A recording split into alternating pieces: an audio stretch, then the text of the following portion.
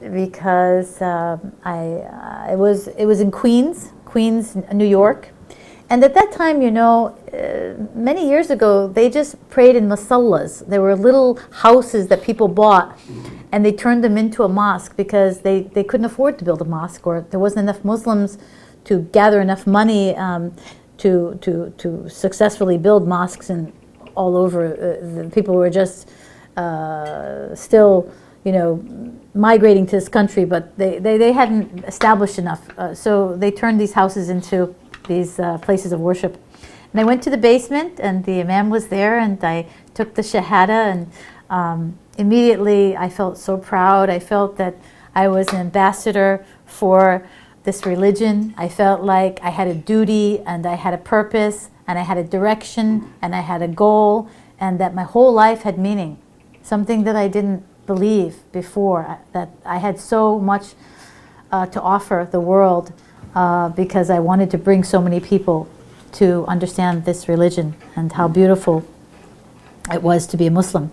I put hijab on immediately the day I took Shahada, and I remember going back to work the next day because I worked with all Jewish people in New York. The company was Jewish, my clients were Jewish, everybody was Jewish, my boss was Jewish, and they see me wearing a black hijab, coming to work and being fully clothed, and it was very shocking. They didn't know what to say, they didn't know what to do, but obviously they knew I was Muslim because my appearance was quite different. You know, subhanallah, Allahu Akbar, Allah, you know, He guides the heart. Allah yahdi man yasha. I was strong. I was very, very strong. I had wanted to be Muslim, but just never knew how. So I felt very comfortable in my own skin. I felt comfortable in my faith.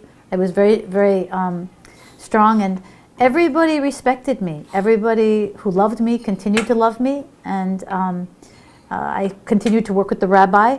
I continued to translate, and I felt very honored and privileged because here I was, a Muslim wearing hijab, and I was teaching Judaism to deaf and blind people who were Jewish, and they trusted that I was teaching them the right thing because they didn't know what I was interpreting, they didn't know what I was saying, but they trusted that I was doing it accurately.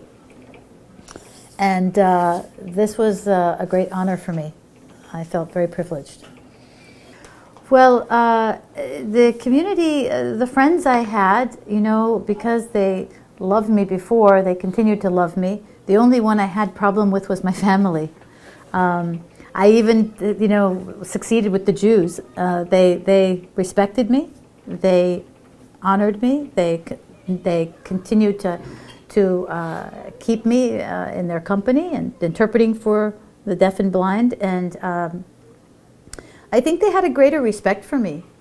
I think because they knew I wouldn't have I wouldn't have covered and made a decision like this unless I was very serious. It was, I mean, being a Muslim in New York City wearing hijab was very big at that time, you know, in the late 1989. I mean, people weren't a lot of Muslims in New York wearing hijab. If they were Muslims, they weren't covered, you know. So it was, they were just few, but not to the effect of today. You know, this is many years later. My family was the biggest difficulty in my life. They continue to be my biggest challenge, and I'm still working, trying to have them accept me. The great thing is, 2 weeks ago, my mother asked me to mail her a Quran. After 23 years, this was a great thing because I used to be cursed for becoming Muslim. After you became a Muslim, did you change your mind about Muslims and Islam? You know, it's a very interesting question. I had always loved Muslims from traveling in the Middle East and being in the Arab countries and the Muslim countries. I'd always loved the people.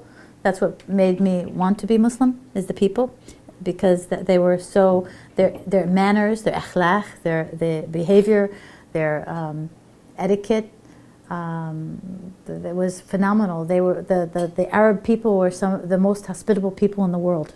I was amazed at the kind of generosity and kindness and love from meeting people in that part of the world. It was very attractive. So the behavior is very attractive. But what ended up happening is in New York City, I met so many Muslims, such a spectrum of different Muslims from all walks of life. And it was very surprising to me because I thought I'm with the perfect people. I thought all the Muslims are perfect. So everyone who I met was Muslim. I was so excited and happy because I thought they were perfect. And then it was very hard for me if I found a Muslim who lied, or I found a Muslim who cheated, or I found a Muslim who stole or did something dishonest. It was a very heartbreaking because I thought I was with the perfect people. And then I had to realize and learn that the Quran is perfect, but the people are not.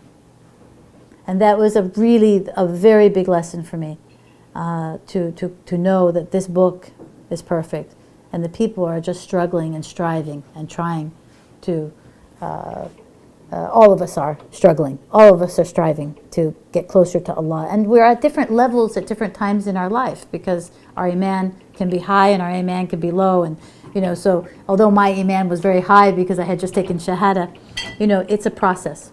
And that was my experience. I think the thing that I love the most about Islam is the unity. I love the fact that there were people who were from all over the world, from Indonesia, from Turkey, from Arab world, from Europe, from America, every single walk of life, Pakistani, Indian, had converted to Islam. So it was a unity for humanity. It was a unity. We had the first time a religion that unites all humanity, unites all nationalities, unites all people because of La ilaha illallah Muhammad Rasulullah. This was magnificent to me. That all people from all countries, no matter what tongue, no matter what nationality, no matter what race they were, can all be united under one God. This was the most attractive. The problem is the governments. The problem is the government.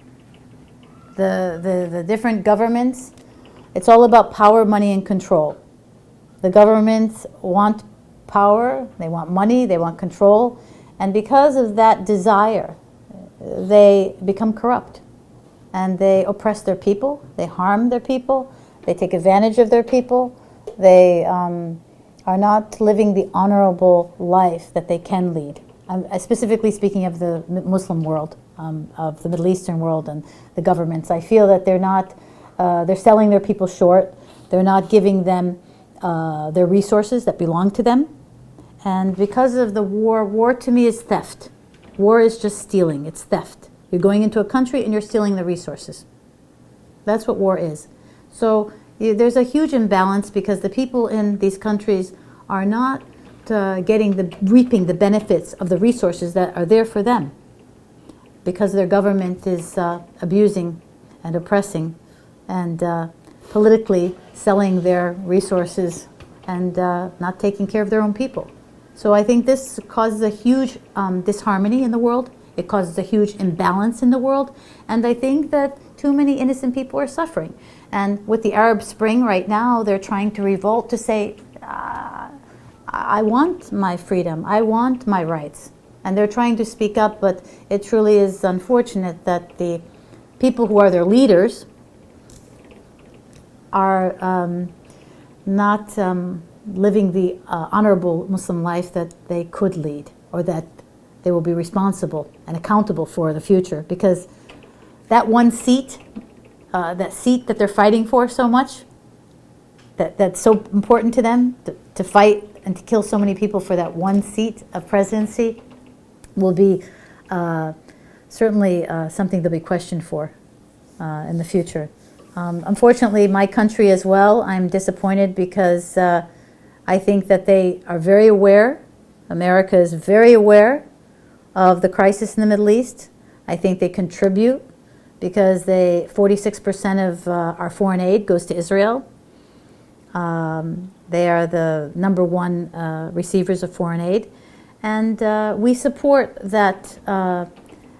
We support something that we've created, and it's causing political unrest amongst the people, and I think that we play a big role in in creating peace, and we're not living up to the standard that we're respected for around the world as Americans.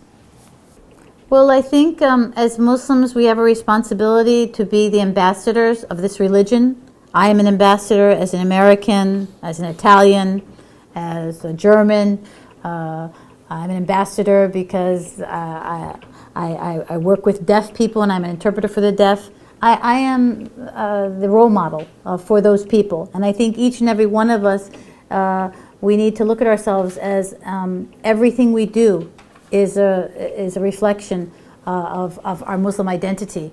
So if we are hitting our child in public, people are going to see us wearing hijab and they're going to say, oh, Muslims hit their children. We have to know that every single day that we have an opportunity to plant a seed in someone's heart that's good about Islam. We have that opportunity every day that we have a breath and we have a chance to share this wonderful deen. And it's really about how we interact with human beings, how we behave, and how we treat one another. That will be the lasting effect. And you know, it's a religion that can be experienced through the heart. So how we treat others is our greatest example to making them attracted to this beautiful deen. So I wish you all in Turkey a wonderful Ramadan. May Allah subhanahu wa ta'ala accept all your fasts and all your good deeds, and may He grant you Firdus, inshallah. And I wish you the most joyous and lovely Eid with your family and your relatives and your loved ones. And Assalamu alaikum wa rahmatullahi wa barakatuh from America.